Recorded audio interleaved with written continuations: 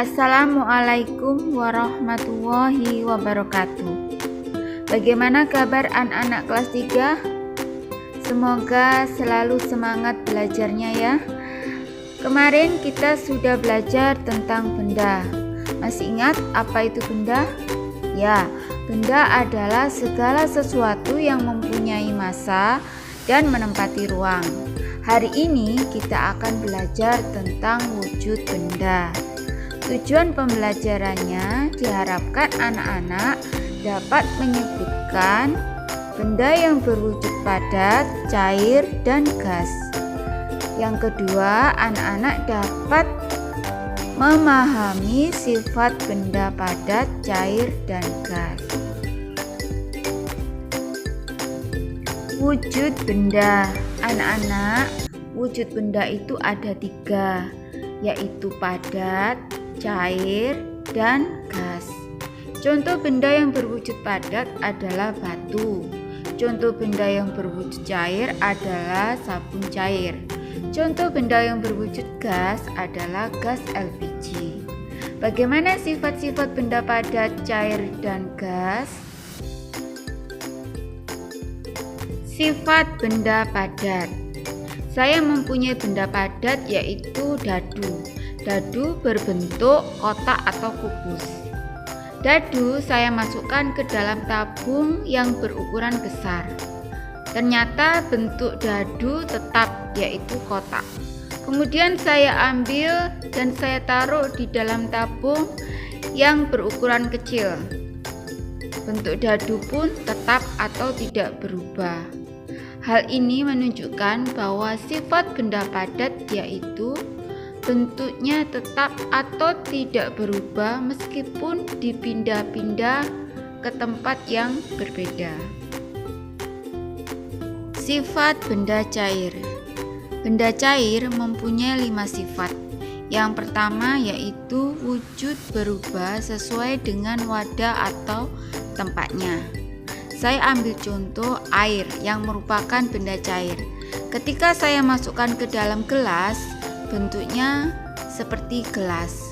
Ketika saya masukkan ke dalam mangkok, bentuknya seperti mangkok. Dan ketika saya masukkan ke dalam botol, bentuknya seperti botol. Jadi benda cair memiliki sifat bentuknya berubah sesuai wadahnya. Sifat benda cair yang kedua yaitu mengalir dari tempat yang tinggi ke tempat yang rendah. Contohnya seperti air terjun. Contohnya lagi air mancur. Air mancur itu walaupun dari bawah ke atas, tapi nanti pasti akan jatuh lagi ke bawah. Karena memang benda cair itu mengalir dari tempat yang tinggi ke tempat yang rendah. Sifat benda cair yang ketiga yaitu permukaan benda cair yang tenang atau diam selalu datar.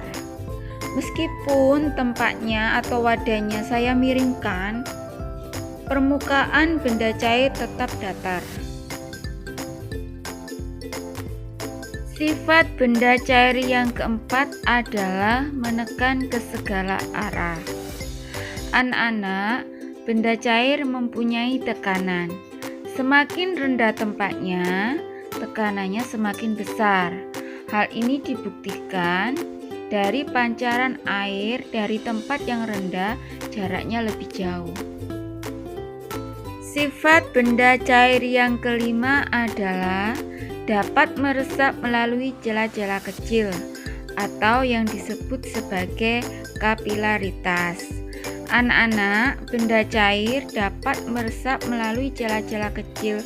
Contohnya pada teh celup, di mana air meresap melalui teh celup sehingga air berubah warna menjadi coklat seperti teh. Sifat benda gas. Anak-anak, benda gas mempunyai sifat yang pertama yaitu bentuknya berubah mengisi ruangan yang ditempatinya. Contohnya seperti gas yang terdapat dalam balon. Gas tersebut mengisi ruangan dalam balon. Sifat yang kedua, benda gas menekan ke segala arah. Anak-anak, sebelum ditiup, balon tidak mengandung gas.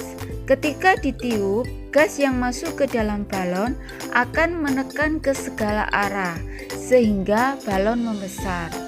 Jika balon ditiup terus-menerus, balon akan meletus.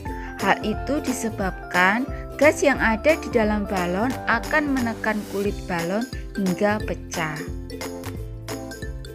Nah, anak-anak, setelah mengetahui sifat-sifat benda padat, benda cair, dan benda gas, anak-anak pasti bisa menyebutkan dari gambar ini mana yang benda padat, benda cair, dan benda gas.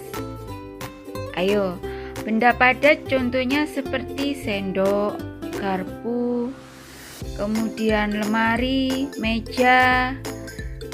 Contoh benda cair, ada kecap, ada minyak goreng, ada air. Contoh benda gasnya, ada udara dan uap air.